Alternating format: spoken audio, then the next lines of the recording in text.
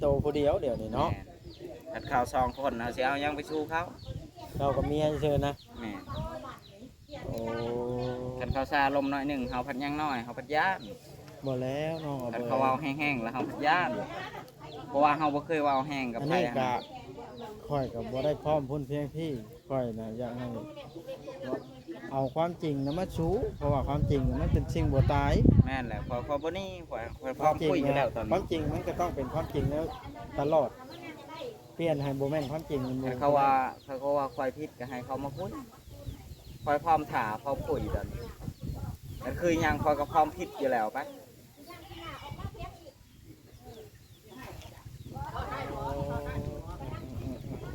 ไปแล้วจังคุยกันถ้าขึ้นไปมัดแขนเพิ่นก่อนเอาว่าขึ้นเฮือนหยิบชานแล้วจังแล่นเวียกเนาะอย่าลืมกดติดตามเพื่อเป็นกำลังใจให้ผมด้วยนะครับทุกคนขอบคุณมากๆครับ ป้าไหมป้า แม่น เอาได้คนไปเห็นเขาจะบ่อยู่ทิมบ่เนาะ ขนาดเกิบกับคาดนี่คือเกิบข้างเดียวคือกันยาวบ่มีใช้ก็สิต้นลาวนี่บ่เวียงสัมภาษณ์ลาวดูบ่เวียงเป็นอะไรคือเฮ็ดได้ลงคอแท้เนาะบ่าวจ้อยเราบ่ได้ต้นน้องเพิ่นบ่เฮ็ดเพียงบ่จ้อยนะ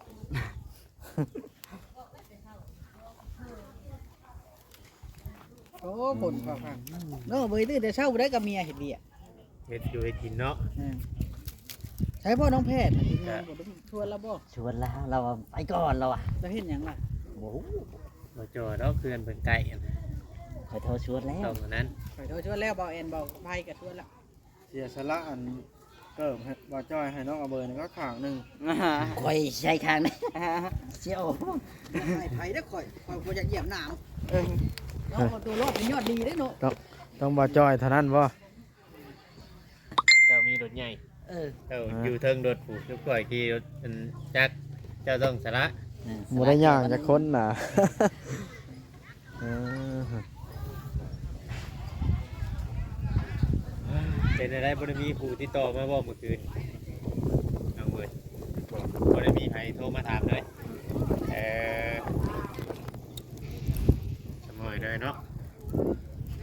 เสือกนี่ยังบ่กระจ่างแจ้ง เริ่มบ่จังได้เฮ็ดเนาะ ในว่าจังในเฮ็ดว่าทางนั้นเพิ่นก็บ่ได้ว่าในใดเลย อืม FC หลายคนเพิ่นก็อยากฮู้กัน น้องเอาเบอร์นี่ รื่องนี้ ใจฮ้อนโพดเรื่องเรื่องซ่านนี่ผู้ใหญ่เพิ่นบ่มีทางเอาคืนดอกถ้าเฮาสิอยู่เนาะคือเบาชิงหยังวะเราบ่อยู่เองอันนี้เนาะ โดด อันนี้คันว่าสิอยู่นี่บ่มีไผเอาคืนดอกเพียงแต่เจ้าใจฮ้อนเกินไป ก็ตามที่บ่เวียงได้คุยกับผู้ใหญ่เพิ่นโทรมาลมเมื่อคืนนี้เนาะพี่น้องก็ FC เพิ่นก็ว่า ผู้ใหญ่เพิ่นก็ว่าอันเรื่องเพื่อนนี่เพิ่นออกเงินผู้เพิ่นออกเงินหลายก็หมู่ว่าง่ายๆซะเรื่องเงินน้องอาเบยนี่เพิ่นก็ว่าเพิ่นบ่ฮู้เรื่องน้ำเรื่องนี้นะเพิ่นก็อยากเพิ่นอยากให้เรื่องนี้มันกระจ่างแจ้งอยู่เลย เพิ่นต้องซื้อ ต้องมันนั่นแล้วให้ แล้วเพิ่นให้ไผจะเป็นสะพานบุ เพ ญ ราะว่า เนาะ ที่สะพานบุญนี่ชวนหลายมาตอนนี้น่ะที่ว่ารักๆน่ะเพิ่นเว้าน่ะมันสิเป็นคนบ่แม่นอยู่หัน ไผล่ะ สิเป็นว่าวสัญญาแน่ได้ก็ทั้งสะบุญแน่ได้ก็ทั้งบ่แสนแน่ แล้วก็บ่บัวนะ บ่บัวแน่ ต้องทีมงานนี่ประชุมประสานกันหาเลือกันบัด มันอันกับผู้ที่ให้น้องอำเภอออกนี่มันว่ามันบ่มีส่วนเกี่ยวกันหั้นนะกับที่ว่าเพิ่นผู้เพิ่นออกเงินหลายหั้นนะ แล้วเพิ่นก็บ่ได้ฮู้เรื่องบ่ เพิ่นบ่ฮู้เรื่องนำโตที่ว่านั่น ผู้เป็นชื่อดินนะบ่ ผู้เพิ่นชื่อดินนี่แม่นผู้เพิ่นชื่อดินนี่แหละ นี่ ผู้เพิ่นชื่อดินเนี่ยก็มานี่มีทางบ่พรน่ะมาสมทบอยู่3ล้านเนาะทางบ่พรเนาะ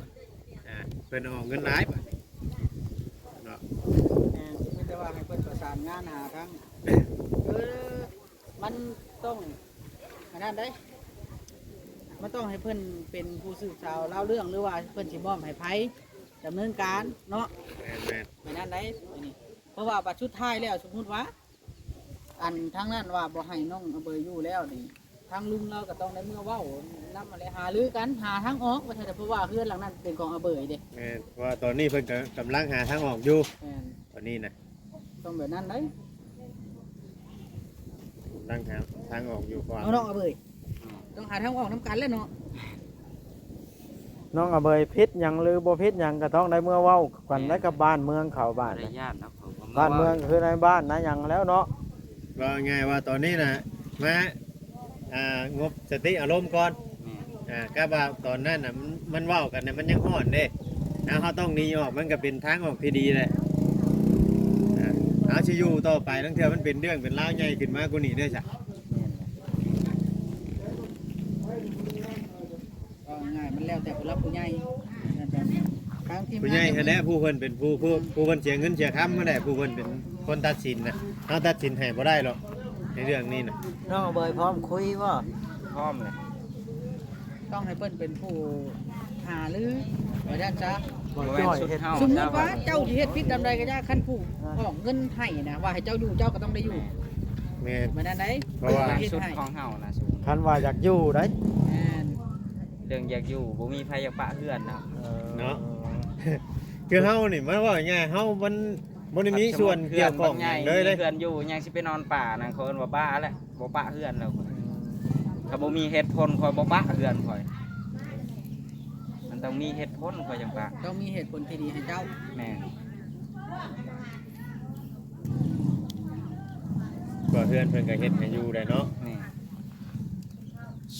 อย่าเฮ็ด คันอยากอยู่ป่าก็บ่อยากให้เขาช่วยแต่ตะมิดพุ่นแหละยันว่าบ่อยากอยู่หั่นแหละจังให้เขาช่วยนะ ทุกอย่างน่ะมันขึ้นกับผู้รับผู้ใหญ่เด้อพี่น้องเนาะคันว่าผู้ใหญ่น่ะให้น้องเอาเบอร์ออกก็ไม่ได้ออกคัน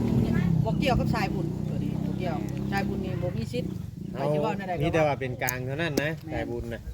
เป็นกลางเท่านั้นตัดสินให้บ่ได้คือชุมเฮานี่ก็บ่มีไผ เคยเห็นเนาะ เคยเข้าไปเป็นสะพานบุญให้ทั้งน้องกับเบอร์อีกทีมงานเฮานี่มีแต่ว่าเพิ่นมาเฮามาพบมาพ้อกับหม่องทีมงานกำลังสร้างอยู่นี้ แต่ว่า แต่กำลังขึ้นเฮือน ในใจข่อยก็อยากเปิดโอกาสให้น้องอเบยนะอธิบายและพูดความจริงแน่เนาะเป็นหยังสาเหตุใดต้องหนีออกมาแบบนี้นะละถึกหรือพิษกันแม่นให้ทั้งนั้นออกมาอันอธิบายเนาะ เลย หรือว่าจังไดบ่เวียงเจ้าว่า เพราะว่าถ้าให้อันผู้รับผู้ใหญ่ติดต่อส่งทางนั้นเพราะว่ามันก็บ่แม่นผู้หนึงผู้เดียวเฮ็ดเรือนนะบอกว่าเพราะว่าแต่ละคนน่ะเพิ่นก็ต้องการคำตอบอยู่เดี๋ยวนี้ โอ้ ต้องให้ทางนั้นออกมาก่อนก็จะให้น้องเอาเบอร์นี่ออกมานั้น มาเว้ากัน ว่า ใคร น้อง ผิ เอา ด เบอ ใคร ร์ ถู นี่ กกะ น้องเอาเบอร์นี่พร้อมเว้าเด้ว่า พร้อมอยู่แล้วคอย แล้วเนี่ยไรคำว่าเราผิดแล้วเนี่ยไรเรายอมหมดนะ เรา คำตัวไร เรา เราผิดนะคือทางน้องกับเบอร์นี่ เพราะว่า มัน อ สิ ยาก ออก ให้ บ่จ้อย ทางนั้นเอาออกมาเว่าน้องเอาเบอร์นี่ผิดหยังนี่เว่าออกคลิปรถเท่านั้นที่ชื่อดอกเบาหลีอยากให้เฮ็ดน่ะ บ่ได้ว่าลายลวงลายหยังดอก แม่นให้เว้าเท่านั้นแล้วน้องเอาเบอร์ที่อธิบายไปได้ก็แล้วแต่น้องเอาเบอร์เป็นนี่ เฮาก็อย่าซาลมณ์กับเขาเขาก็อย่าซาลมณ์กับเฮาละมีเวลาคุยละได้ แม่ อันนี้เฮาบ่ซาลมณ์กับเขาเขาซาลมณ์กับเฮาเฮา ไป ก็คุ ขึ้ ย น บ่ เทิง ได้ นะ คือเก่า ฮอดดิ เอ้าคุณกำนองเบยก่อนจังน้อย ได้แล้ว เนาะ บ่บ้านนี้ เพิ่นเอิ้นฮอดเวลาเพิ่นน่ะ หมดเวลาแล้วไปบ้านนี่ บ่ได้จัง พูดลงไปให้ไปลงเวลาเลยน่าอันใจอยู่ขอนี่ก็ได้เนาะเนาะ เดี๋ยวว่าหน้าหนาว บ่คันว่าจุเบิ่งสิถามน้องเอาเบยนี่เฮ็ดบ่จ้ะบ่น้องเอาเบยสมมุติว่าอันผู้ที่เจ้าอยากคุยเบิ่งคลิปอยู่นี่เจ้าอยากบอกเพิ่นว่าแนวใดนี่ ก็บ่ได้อยากบอกว่าน่ะได้แล้วมีแต่ให้เขาหั่นตัดสินใจเองเพราะว่าคอยพร้อมคุยตอนนี้คอยบ่หนีไปไสแล้วคอยพร้อมคุยแล้วตอนนี้ เอา เพราะว่าคอยผิดก็ให้เอามาเว้าดีๆแสดงอย่าซาลมณ์แล้วพ่อคันซาลมณ์แล้วคอยบ่กล้าคุยนํคอย เจ้าย่านบ่ ย่านหั่นแหละ เจ้าบ่มีที่เพิ่ง แม่น คุณยายเจ้าเพิ่นอยู่พี่ แม่น แม่เจ้าเพิ่นบ่ได้ติดต่อกัน แม่น ว่าง่ายๆนะเจ้าเหมือนโตผู้เดียวเดี๋ยวนี้เนาะ แม่นคันข่าว2คนเอาสิเอาหยังไปสู้เขา เรากับเมียเชิญนะ แม่น โอ้ คันเขาซาลมณ์น้อยหนึงเฮาพัดยังน้อยเฮาพัดย่าน บ่แล้วน้องเอา คัน เบ เขาเว้าแห้งๆแล้วเฮาพัดย่านเพราะว่าเฮาบ่เคยเว้าแห้งกับ อัน ใคร นี้ก็ค่อยกับบ่ได้พร้อมพุ่นเพียงพี่ค่อยนะอยากให้ เอาความจริงนะมาชูเพราะว่าความจริงน่ะมันเป็นสิ่งบ่ตาย แม่นแหละพอบ่นี่ข่อยพร้อมคุยอยู่แล้วตอน ควา นี้ มจริงมันก็ต้องเป็นความจริงแล้วตลอดเปลี่ยนให้บ่แม่นความจริงมันบ่ แต่เขาว่าข่อยผิดก็ให้เขามาคุยข่อยพร้อมถ่าพร้อมคุยตอนนี้แต่คือหยังข่อยก็พร้อมผิดอยู่แล้วไป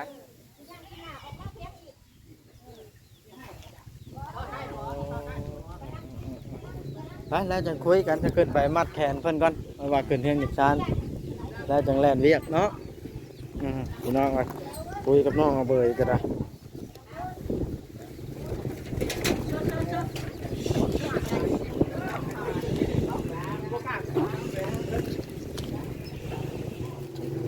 จักเหตุผลเป็นจังไดพี่น้องอะ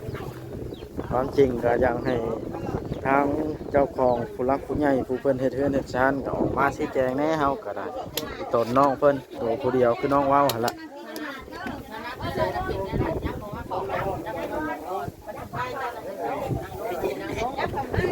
อันหนึ่งยกน้ำแห้งดิ นั่งลงนี่ก่อนจะเข้ากินยักเข้ามายักเข้ามาเอาเข้ามาเอ็มโพสพ่อนี่แม่เคยนั่งลงเจ้าอะไรเบ้าเรานี่มือทำบ้านที่แล้วได้ทำหน้าบาจีให้เมวนหายไข่หายพญาทำพลาดแต่บาที่นั่นคือเลือดใหม่ใส่หยาเต็มแล้วบาใส่สัตว์กระสีให้จำให้เจ้าแล้วจาก10 วันมาเต้า10 วันมาโฮมมาหมดแล้วไปบางจานไหนให้แข็งดังผ้ากล้าดังตะเว้นให้จีบกระจันหันกระยอก หนาว เล่น นี่ ปานโอ่งหานปานมังคุณเด้อเจ้าอยู่ดีมีแห้งบาทนี่เจ้าทานนั่นเองค่ะให้ฝากคำมาดูบ้านนี้มาขอกินมาพักมาหยานี่แล้วบ่ได้มาเอาจักหรอกมาขอโทษขอดีมาเห็นชักนักเมืองกะมาขอโทษสีสุดหางให้บึงให้แย่งปากเป่าหัวเข่าวีแล้วเจ็บไข้ได้สัญญาณก็ดีเอาว่านี่นี่ดูแห้งบาดเลยกระยันกระย่ออังกาผูกไม่แพ้ยังหอกก่อนยังของกระดูกน้ำมัน พี่น้องอะ โอ้ยอย่าบอกคุณครับเอาไข่ใส่เอาข้าวใส่เอาหมักไม้มาที่เนี่ยพายมา เรียบร้อยบาดเนาะสูตรก่อนเรียบร้อยแห้งหนาวแห้งเย็น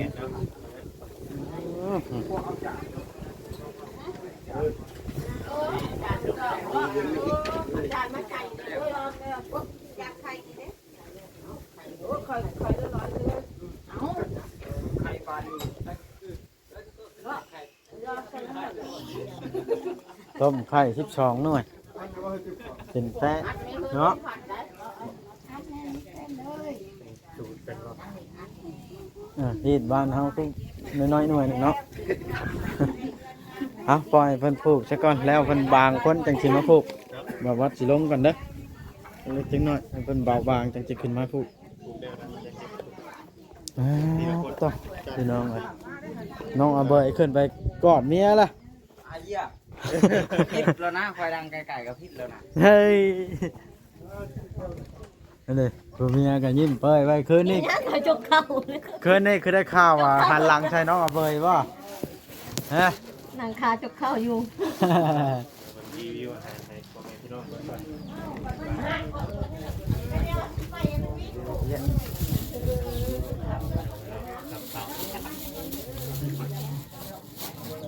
เด้อเขาอยากเข้ากิน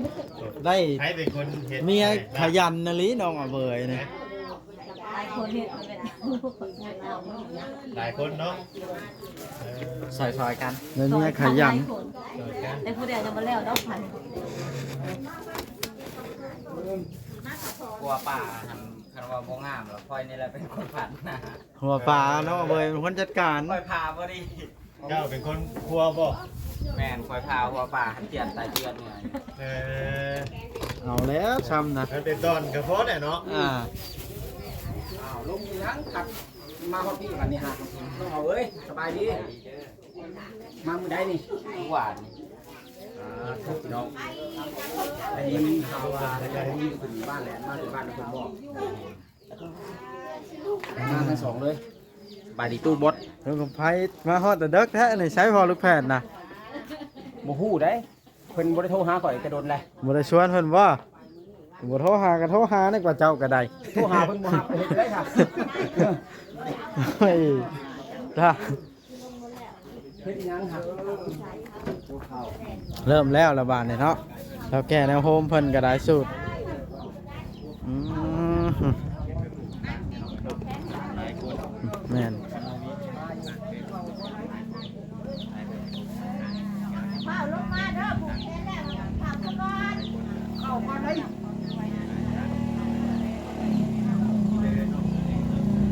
หนาวเนาะ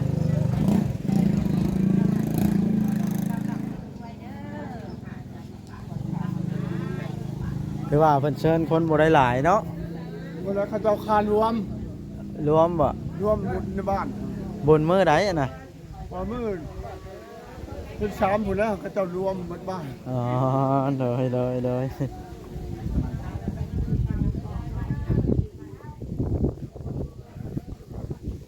ลมหิว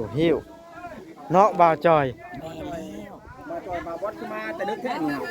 เดี๋ยวคอยชื่อของกินมาเฮ้ยคอยให้มาเด้อแล้วผม ข่อยรถมาซ้ำนี่ก็จนว่ามือสั่นกระทด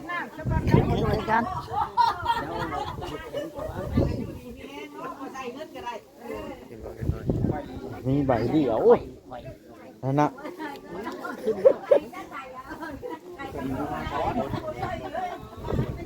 สองคนนั่นแหล้วผัวกับเมียอ่า แม่นบ่บ่ได้ละ ลุงชาวใบเฮ้ย แม่น ผัวแล้วล่ะ กับผัวเราแล้วนี่นี่เด้นี่เสือไก่เสานี่ โมแมน ยายบ้านเอ้ยถ่ายยายเด้อเจ้าค่ะ เตรียมหิ้วข้าวขึ้นช่างจ้อย ตัวนี้แหละของทุกนี่เด้อบ่ได้ใส่กระแดกของพวกคุณเจ้าบ่ได้ใส่กระแดก อย่าเผา เข้ามาให้ คนยังผูกทันแล้ว มือยังมึนแท้มาที่นี่นะหนาว ต่อนั่นเด้ช่างจ้อยเพิ่นจัดการเองเรื่องข้าวเรื่องน้ำต้องไว้ใจช่างจ้อย โดยสั่งจอยคือได้นี่ อันนี้บ่าวจ้อย ชื่อเพิ่นน่ะ จับดิ้นอยู่ก็ได้กระดูกซักคือต้มกระดูกใส่เลยแน่เลยกระมังเผ็ดนะ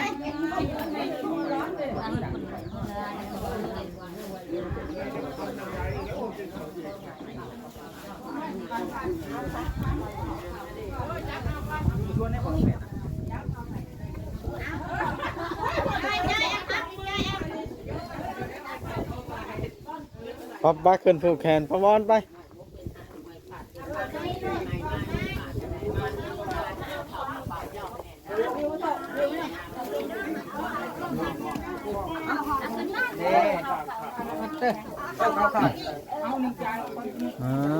ต่อ โอ้ยบ่ใช่กระโตกก็ได้นะ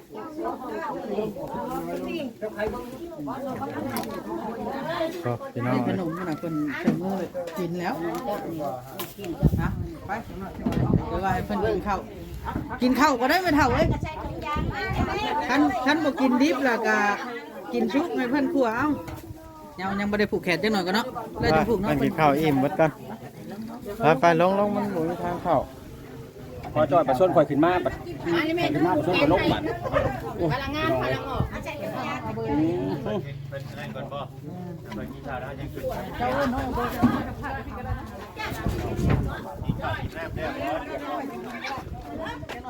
ล้วบ่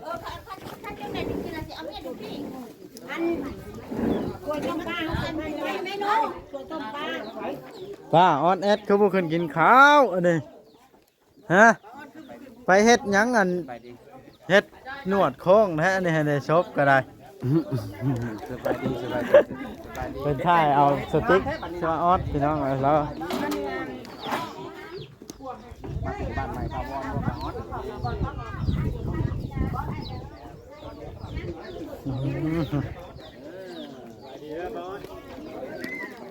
มากินไข่แน่บ่เลยต้มแล้ว